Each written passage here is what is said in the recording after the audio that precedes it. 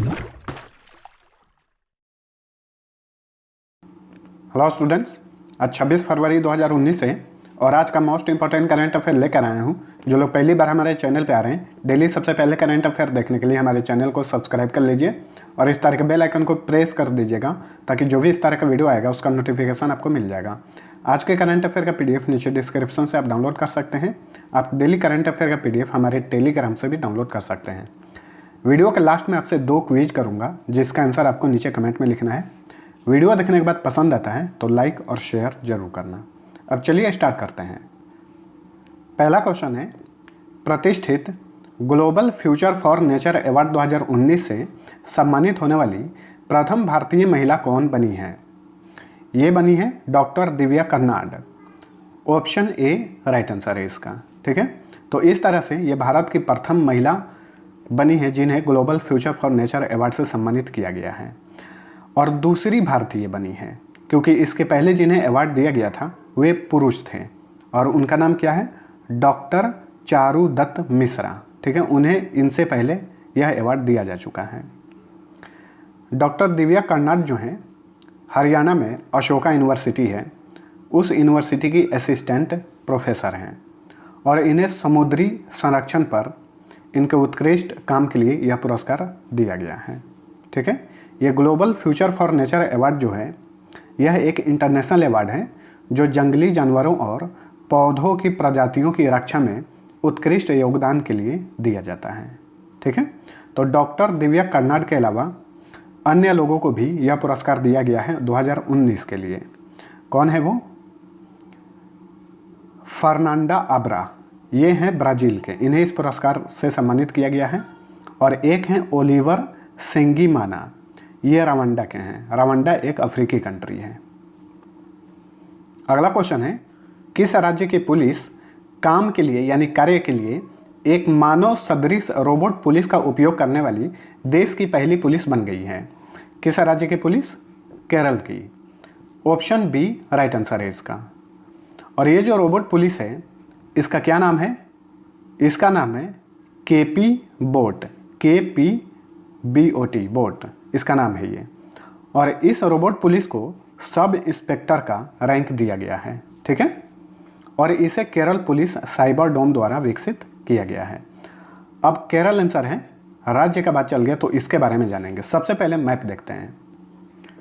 केरल भारत का दक्षिणी राज्य है, आप यहाँ पे देख सकते हैं, ये है केरल। इसकी सीमा 2 राज्यों से टच करती है, एक तमिलनाडु और एक कर्नाटक। कल के वीडियो में मैंने आप लोगों को बताया था कि भारत का दक्षिणतम बिंदु इंदिरा कॉल है, जो कि गलत था। इंदिरा पॉइंट है। भारत का दक्षिणतम बिंदु जो है उसका नाम है इंदिरा पॉइंट। मिस्टेक से इंदिरा कॉल मैंने बोल दिया था। भारत का सबसे उत्तरी बिंदु जो है उसका नाम है इंदिरा कॉल और भारत का दक्षिणतम बिंदु है इंदिरा पॉइंट। इसे आप एडिट कर लीजिएगा। केरल का गठन हुआ था 1 नवंबर 1956 को। क्षेत्रफल की दृष्टि से 22वें नंबर पे है और जनसंख्या की दृष्टि से 14वें नंबर पे है। साक्षरता दर है 94%। सबसे अधिक साक्षरता दर जो है केरल की है भारत में। लिंग अनुपात है 1084। लिंग अनुपात भी सबसे अधिक है यहाँ का। कैपिटल है तिरुवनंतपुरम।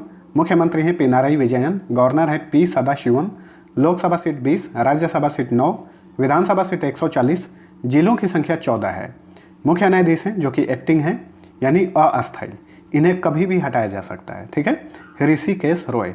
जब तक कोई अस्थायी मुख्य न्यायाधीश हाईकोर्ट का नियुक्त नहीं किया जाता है तब तक कोई ना कोई एक्टिंग चीफ जस्टिस जरूर होता है, यानी वो अस्थायी होता है। उन्हें कभी भी हटाया जा सकता है, उनका कार्यकाल कोई भी निर्धारित नहीं होता है। ठीक है, यही होता है एक्टिंग। लोक नृत्य है कथकली तथा मोहिनी अट्टम। नेशनल पार्क है Anamudi Shola national park, Eravikulam national park, Periyar national park, silent valley national park तथा पंबादूम नेशनल पार्क। बांध के बारे में बात करें तो मल्ला पेरियार बांध, इदुकी बांध पेरियार नदी पर है तथा बंसूरा सागर बांध ये काबिनी नदी पर है। अगला क्वेश्चन है, किस राज्य की सरकार ने मीठी क्रांति योजना शुरू की है? तो यह योजना शुरू की है झारखंड की सरकार ने। ऑप्शन सी राइट आंसर है। मीठी क्रांति योजना, इस योजना के तहत राज्य के 1207 किसानों को मधुमक्खी पालन के लिए 1,00,000 रुपये दिए जाएंगे, जिसमें से 80,000 रुपये का भुगतान राज्य सरकार करेगी और 20,000 रुपये जो है लाभार्थी द्वारा भुगतान किया जाएगा। ठीक है, चलिए अब झारखंड आंसर है, इसके बारे में भी जान लेते हैं। सबसे पहले मैप देखिए, ये है झारखंड। कितने राज्यों से सीमा टच करती है? ओडिशा, वेस्ट बंगाल, बिहार, उत्तर प्रदेश और छत्तीसगढ़, यानी 5 राज्यों से इसकी सीमा टच करती है झारखंड की। गठन हुआ था 15 नवंबर 2000 ईस्वी को बिहार से अलग करके। क्षेत्रफल की दृष्टि से 16वें नंबर पे है, जनसंख्या की दृष्टि से 13वें नंबर पे है।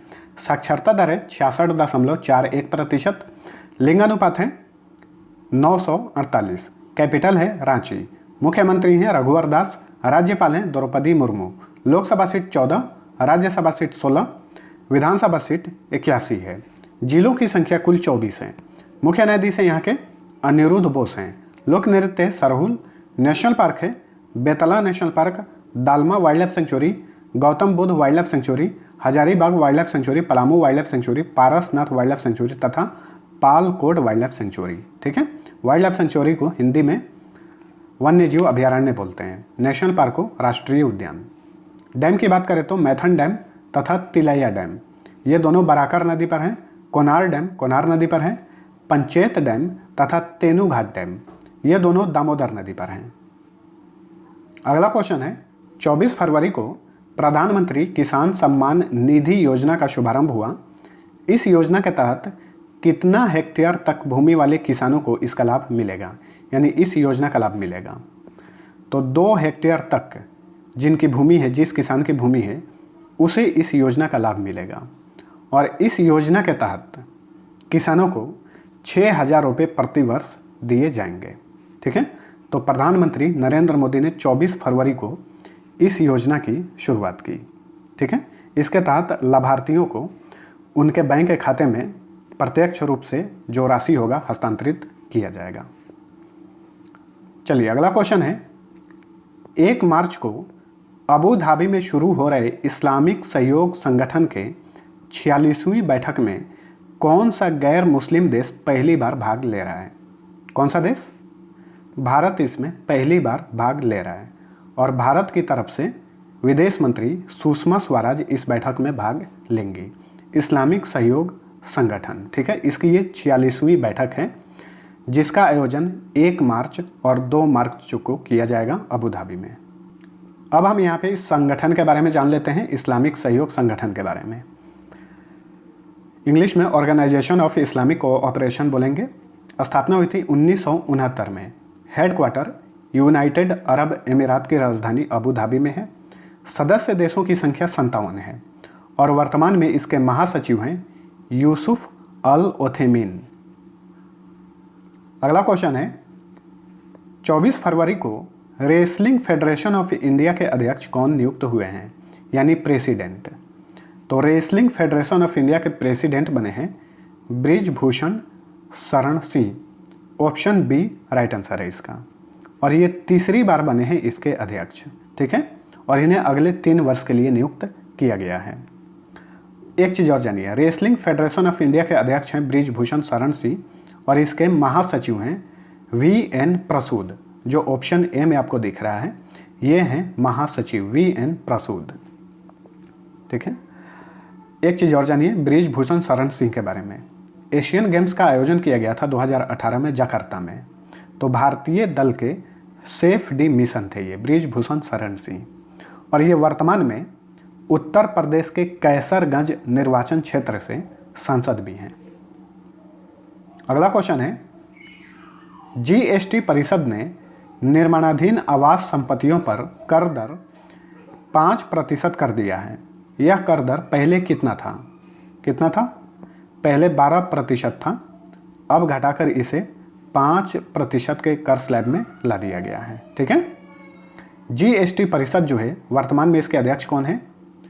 अरुण जेटली हैं इसके अध्यक्ष। ठीक है, एक चीज़ और जानिए, इसी के साथ किफ़ायती आवास पर GST दरों में कटौती करके 8% से 1% कर दिया गया है। ठीक है, घटाकर। और नई कर दर जो है 1 अप्रैल 2019 से लागू होगी। अब यहाँ पे जीएसटी का बात चल गया है, इसके बारे में हम लोग जान लेते हैं। इसका फुल फॉर्म होता है गुड्स एंड सर्विसेज टैक्स और इसकी स्थापना 1 जुलाई 2017 को की गई थी। ठीक है, और भी जान लीजिए इसके बारे में। 3 तरह के जीएसटी होता है, एक होता है IGST, एक होता है CGST और एक होता है SGST। CGST का फुल फॉर्म होता है central goods and services tax, SGST का फुल फॉर्म होता है state goods and services tax और IGST का फुल फॉर्म होता है integrated goods and services tax. वर्तमान में GST में 5 कर स्लैब हैं। कितना कितना प्रतिशत? 0%, 5%, 12%, 18% और 28%। एक चीज़ और जानिए, पेट्रोलियम उत्पाद और एल्कोहलिक ड्रिंक को GST से बाहर रखा गया है।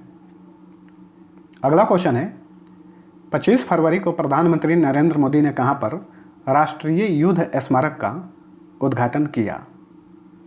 नई दिल्ली में इसका उद्घाटन किया गया है, इंडिया गेट के पास में ही। ठीक है, ऑप्शन डी राइट आंसर है इसका। राष्ट्रीय युद्ध स्मारक, इसे राष्ट्रीय समर स्मारक भी बोल सकते हैं। और यह स्मारक जो है उन सैनिकों को समर्पित है जिसने देश के लिए अपनी जान गंवाई है। इस स्मारक के ईंटों पर 25,942 सैनिकों और अधिकारियों के नाम लिखे हुए हैं। 25,942 सैनिकों के नाम लिखे हुए हैं, सैनिकों और अधिकारियों के। ठीक है, और इस स्मारक के निर्माण में लागत आया है 176 करोड़ रुपया। चलिए, अब नई दिल्ली आंसर है इसका, तो दिल्ली के बारे में जान लेते हैं। दिल्ली एक केंद्र शासित प्रदेश है और 2 राज्यों से इसकी सीमा टच करती है, हरियाणा और उत्तर प्रदेश। मुख्यमंत्री हैं यहाँ के अरविंद केजरीवाल, गवर्नर हैं अनिल बैजल। क्षेत्रफल की दृष्टि से दूसरे नंबर पे, जनसंख्या की दृष्टि से पहले नंबर पे है केंद्र शासित प्रदेशों की लिस्ट में। साक्षरता दर है 86.21%। लिंग अनुपात है 868। मुख्य न्यायाधीश हैं राजेंद्र मेनन। लोकसभा सीट 7, राज्यसभा सीट 3, विधानसभा सीट 70 और जिलों की संख्या 11 है। अगला क्वेश्चन है कैलिफोर्निया में आयोजित 91वें ऑस्कर अवार्ड 2019 में भारत के किस लघु फिल्म ने बेस्ट डॉक्यूमेंट्री शॉर्ट सब्जेक्ट का अवार्ड जीता है? क्वेश्चन इस तरह भी पूछ सकता है कि भारत के किस लघु फिल्म ने ऑस्कर पुरस्कार जीता है 91वें ऑस्कर अवार्ड में? तो इस फिल्म का नाम है period end of sentence. Option A right answer. इस पिक्चर के डायरेक्टर कौन है, उनका भी नाम ध्यान में रखिएगा। तो इस पिक्चर के डायरेक्टर हैं रायका जेहताबची। मैं नीचे लिखा हूं, देख लीजिए एक बार। ऑस्कर अवार्ड जो है इसे एकेडमी अवार्ड के नाम से भी जाना जाता है। ठीक है, और इसकी स्थापना 1929 में की गई थी। और ये जो पुरस्कार का वितरित किया जा रहा है कैलिफोर्निया अमेरिका में है, तो ये 91वां पुरस्कार है। ये चीज़ आप ध्यान में रखिएगा। और भी महत्वपूर्ण पुरस्कार हैं, सभी को नीचे लिख दिया हूँ, आप इसे ज़रूर देखिए। स्क्रीनशॉट आप ले लीजिए और इसे बार बार देखिएगा तो आपको आसानी से याद हो जाएगा। इसी ऑस्कर अवार्ड में विदेशी भाषा फिल्म श्रेणी में सर्वश्रेष्ठ फिल्म का पुरस्कार मिला है रोमा को, और इसके डायरेक्टर हैं अल्फोंसो कुरो, और अल्फोंसो कुरो को बेस्ट डायरेक्टर का ऑस्कर अवार्ड मिला है। सर्वश्रेष्ठ एनिमेटेड फिल्म का ऑस्कर पुरस्कार मिला है spiderman into the spider verse को। पॉप स्टार सिंगर हैं लेडी गागा। इनको ए स्टार इज बर्न के शैलो गाने के लिए ऑस्कर अवार्ड मिला है। सर्वश्रेष्ठ अभिनेत्री का ऑस्कर अवार्ड मिला है ओलिविया कोलमैन को द फेवरेट फिल्म के लिए, और सर्वश्रेष्ठ अभिनेता का ऑस्कर अवार्ड मिला है रामी मलेक को बोहेमियन रैप्सोडी फिल्म के लिए, और सर्वश्रेष्ठ सहायक अभिनेता का ऑस्कर अवार्ड मिला है महरसेली अली को ग्रीन बुक के लिए, और सर्वश्रेष्ठ सहायक अभिनेत्री का ऑस्कर अवार्ड मिला है रेजिना किंग को if Beale street could talk के लिए। ठीक है, तो सभी को आप लोग 2 से 3 बार जरूर रिपीट करके याद करिएगा। यहाँ से क्वेश्चन पूछे जा सकते हैं आने वाले कोई भी एग्जाम्स में। ठीक है, चलिए अगला क्वेश्चन है किस देश ने पहली बार किसी महिला, इनका नाम है रीमा बिन्त बंदार बिन सुल्तान को अमेरिका में अपना नया राजदूत नियुक्त किया है? किस देश ने? सऊदी अरब ने। Option B right answer. तो सऊदी अरब ने पहली बार किसी महिला को अमेरिका में अपना राजदूत नियुक्त किया है। इनका नाम है रीमा बिन्त बंदार बिन सुल्तान, नाम ध्यान में रखिएगा, और इन्हें प्रिंस खालिद बिन सलमान की जगह नियुक्त किया गया है। ठीक है, सऊदी अरब आंसर है इसका। बात चल गई, एक चीज़ और जानिए, सऊदी अरब के क्राउन प्रिंस या फिर किंग बोलिए, इनका नाम है मोहम्मद बिन सलमान बिन अब्दुल अजीज अल सऊद। ये हाल ही में भारत के दौरे पर थे, 1 दिवसीय दौरे पर थे, और इसी दौरान इन्होंने इंटरनेशनल सोलर अलायंस के 73वें सदस्य के रूप में इन्होंने हस्ताक्षर किया, यानी 73वां सदस्य देश बना है इंटरनेशनल सोलर अलायंस का सऊदी अरब। नोट कर लीजिएगा, सऊदी अरब जो है एक खाड़ी देश है। चलिए मैप देख लेते हैं इसका। ये है सऊदी अरब, ठीक है, इसी के पास में है कतर, यूनाइटेड अरब अमीरात, ओमान और येमेन। ये सभी कंट्री जो हैं खाड़ी देश या गल्फ कंट्री इन्हें बोलते हैं। क्यों बोलते हैं? क्योंकि इनके 3 तरफ से समुंदर है, ठीक है, इसीलिए ये खाड़ी देश के नाम से जाने जाते हैं। सऊदी अरब की कैपिटल है रियाद। यहाँ के किंग है मोहम्मद बिन सलमान बिन अब्दुल अजीज अल सऊद और मुद्रा चलती है रियाल। अगला क्वेश्चन है, 25 फरवरी से 2 दिवसीय राइजिंग इंडिया समिट 2019 का आयोजन कहाँ किया जा रहा है? तो इसका आयोजन किया जा रहा है नई दिल्ली में। Option C right answer. 2 दिवसीय आयोजन है, यानी 25 और 26 फरवरी को इसका आयोजन किया जाएगा। ठीक है, दिल्ली के बारे में हम लोग जान चुके हैं। अब ये जो समिट है राइजिंग इंडिया समिट, इसका विषय भी है 2019 का। क्या विषय है? Beyond politics defining national priorities, इसका विषय है, यानी थीम है। तो ये था हमारा आज का करंट अफेयर। पसंद आया तो लाइक और शेयर जरूर करना। अब चलिए कल के क्वेश्चन का आंसर बता देता हूँ। जो लोग हमारे चैनल को सब्सक्राइब कर लिए हैं वो बेल आइकन को जरूर प्रेस कर दीजिए, ताकि जो भी इस तरह का वीडियो डालूंगा उसका नोटिफिकेशन आपको मिल जाएगा। तो बहुत सारे लोगों का शिकायत रहता है कि सर आपका नोटिफिकेशन आपके वीडियो का नहीं आता है, तो आप बेल आइकन जरूर प्रेस करना, ताकि हर वीडियो का नोटिफिकेशन आपको मिलता रहेगा। चलिए, पहला क्वेश्चन था 22 फरवरी को नई दिल्ली में किसने भारतीय बैंकिंग का भविष्य पर सम्मेलन का आयोजन किया था? इसका आंसर सभी लोगों ने सही दिया था, नीति आयोग ने इसका आयोजन किया था। दूसरा क्वेश्चन था, निम्न में से कौन सी नदी यमुना नदी की सहायक नदी है? इसका भी आंसर लगभग सभी लोगों ने सही दिया था। चंबल नदी जो है यमुना नदी की सहायक नदी है, बाकी नदियां नहीं है। ठीक है, अब चलिए आज का क्वेश्चन करता हूं, जिसका आंसर आपको नीचे कमेंट में लिखना है। पहला क्वेश्चन है, हाल ही में किस देश से स्वदेशी रूप से निर्मित अत्याधुनिक पनडुब्बी फतेह का अनावरण किया? यानी किस देश ने, यहाँ पे से के जगह पे ने कर लीजिएगा। ठीक है, किस देश ने स्वदेशी रूप से निर्मित अत्याधुनिक पनडुब्बी फतेह का अनावरण किया है? दूसरा क्वेश्चन है, निम्न में से कौन सी नदी गंगा नदी की उप नदियों में से एक नहीं है? दोनों का आंसर नीचे कमेंट में लिख दीजिए।